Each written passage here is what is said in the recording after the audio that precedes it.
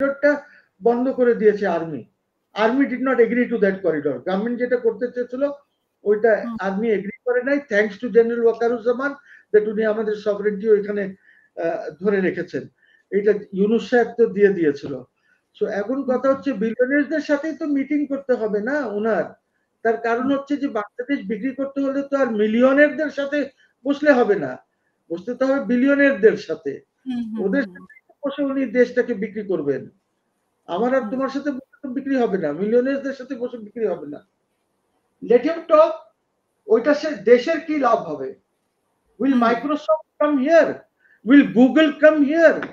Nobody is going to come to Bangladesh, যে দেশে কোনো স্টেবিলিটি নাই। হয়তো উনার ওই যে আসে না একজন শফিউল আলম না শফিকুল আলম, সে স্পিন করে, ওনার খালি ওটা স্পিনিং করে একটা নিউজ বানায় দেয় যে এটা হচ্ছে। এখন যেরকম বলেছে যে মোর দেন 76% না 78% লোকজন ওনাকে সাপোর্ট করছে। কই আমি তো দেখি না, এটা কোনো নিদর্শন নাই যে এত পার্সেন্ট লোক ওনাকে সাপোর্ট করছে। ওনার সাপোর্ট একসময় ছিল, support base has come down, অনেক কমে গেছে এখন। না, এটা কিসের জরিপের ভিত্তিতে আসলে বলা হয়েছে 78% এই সরকারের? শফিকুল আলম জানে এটা।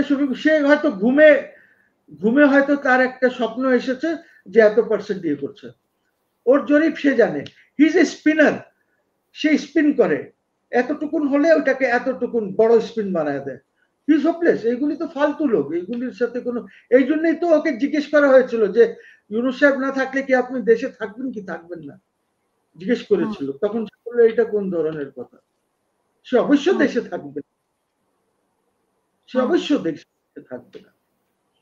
সো এই স্পিন টিস্পিনে গিয়ে তারা তো দাঁড়াতে পারছে না, মানে তারা এই যে একা গিয়ে ডক্টর ইউনূস বলেন শফিকুল আলম বলেন দেশের বাইরে গিয়ে তো টিকতে পারতেছে না।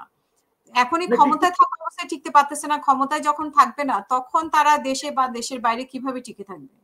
দেখো ওদের তো কোনো বেস নাই, কোনো বেস নাই, একটা লোকেরও বেস নাই ওদের সাথে, একটা লোক নাই। আমাদের সাথে তো 10-20টা লোক আছে, এনসিপির সাথে 10-20টা লোক আছে, লক্ষ লক্ষ লোক আছে বিএনপির সাথে, জামাতের সাথে, ওদের তো বেস আছে। This man is no base. Shafiqul আলমের কি বেস আছে? সে কি করেছে এখানে? কিছুদিন যে আমাদের প্রথম আলোতে হয়তো কাজ করেছে, কিছুদিন হয়তো সে এফপি না কোনটা একটা কান্ট্রি রিপ্রেজেন্টেটিভ ছিল, এই তো কি করবে সে? খালি স্পিন করে নিউজ, এগুলি ফালতু। আমরা জানি যে আমাদের জন্য ইম্পর্টেন্ট হচ্ছে যে কার কার সাথে Yunus is going to meet, অর্থাৎ হেডস অফ গভর্নমেন্ট আর হেডস অফ স্টেটের কার কার সাথে কথা হবে। কি ইন্ডিয়ার মোদির সাথে বসবে? মোদি কি সময় দিয়েছে ওনাকে? পাকিস্তান হয়তো সময় দিবে, শেহবাজ শরীফ বা যেই আসবে হয়তো ওনার সাথে বসবে।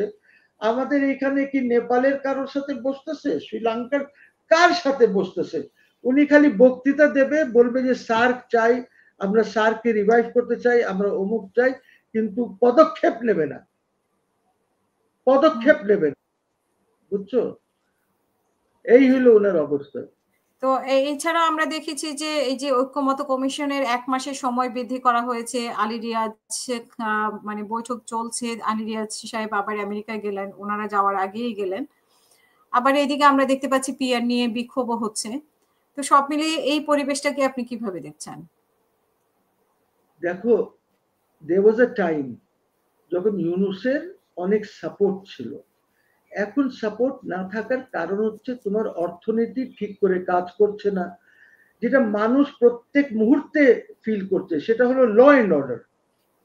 ল এন্ড অর্ডার বলতে কোনো কিছুই নাই।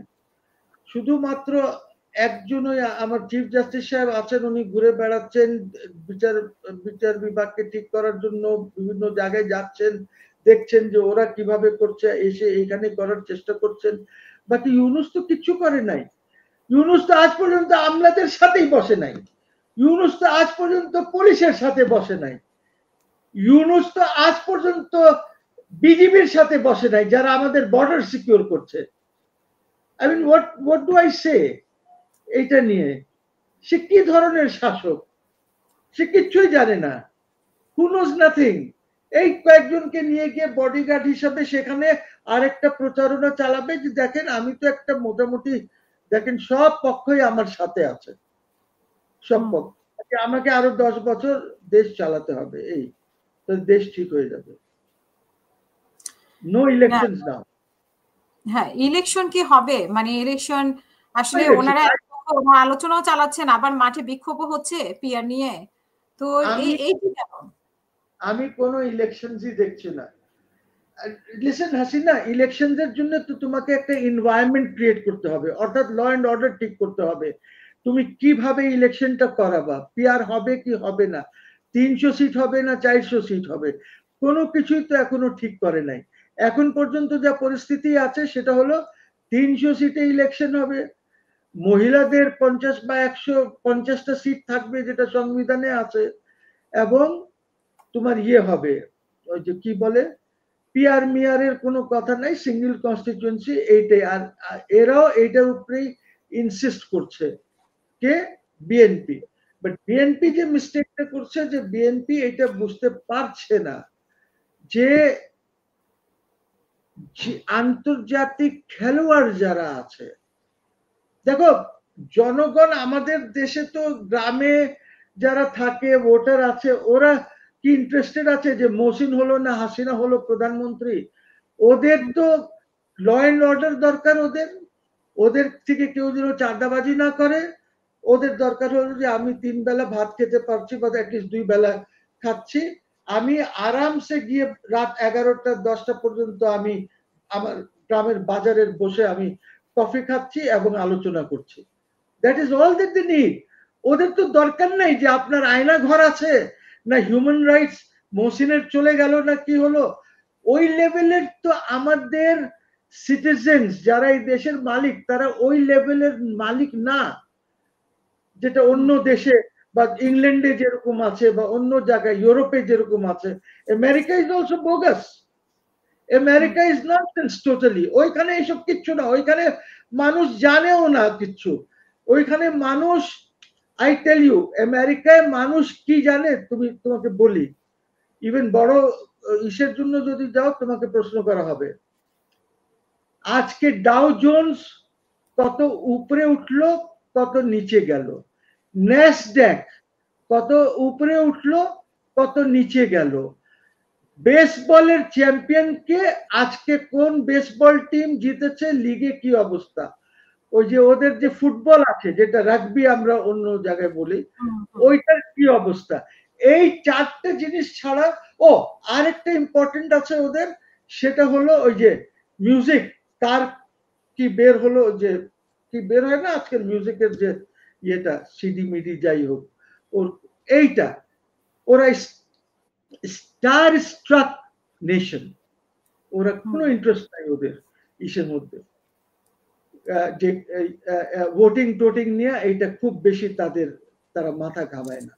তবে তবে যেভাবে তোমার ক্যালিফোর্নিয়া বা ড্যালাসে যা করা হয়েছে, বুঝছো, যেখানে ওই কনস্টিটিউয়েন্সিস গুলিকে নিয়ে খেলাধুলা করা হয়েছে, সেটা খেলাধুলা এই কারণেই হচ্ছে যেন রেজিস্টার্ড ভোটার যারা আছে রিপাবলিকান, ওইগুলি যেন ওই সিট গুলি পায়। আর এটা করা হয়েছে বিকজ 26-এ ওদের এখানে মিড টার্মস ইলেকশন আছে। সো ওরাও যে গণতন্ত্রের খুব বেশি তা না, not at all, not at all. ওদের যেখানে আইনের শাসনের অবস্থা খুব খারাপ,